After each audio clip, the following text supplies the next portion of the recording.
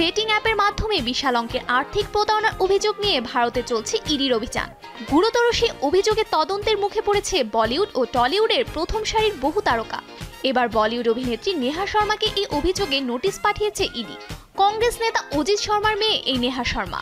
PTI সূত্রের খবর, notice পাওয়ার পরই 2 ডিসেম্বর ইডির কার্যালয়ে হাজিরা দেন নেহা। সেখানে তার বয়ান রেকর্ড করা হয়েছে। যদিও এই বিষয়ে অভিনেত্রী বা তার টিমের পক্ষ থেকে আনুষ্ঠানিক কোনো বক্তব্য পাওয়া যায়নি এখনো। নেহা শর্মাই প্রথম নন। এর আগেও বলিউড টলিউড তারকা, প্রাক্তন খেলোয়াড়, এমনকি জনপ্রিয় অনলাইন ব্যক্তিত্ব, ইনফ্লুয়েন্সাররাও এসেছেন তদন্তের আওতায়। 2007 সালে তেলেগু সিনেমা চিরুথার মাধ্যমে অভিনয়ে আত্মপ্রকাশ নেহার এবং বলিউডে তার পরিচিতি আসে 2010 সালের সিনেমা ক্রুকের মাধ্যমে।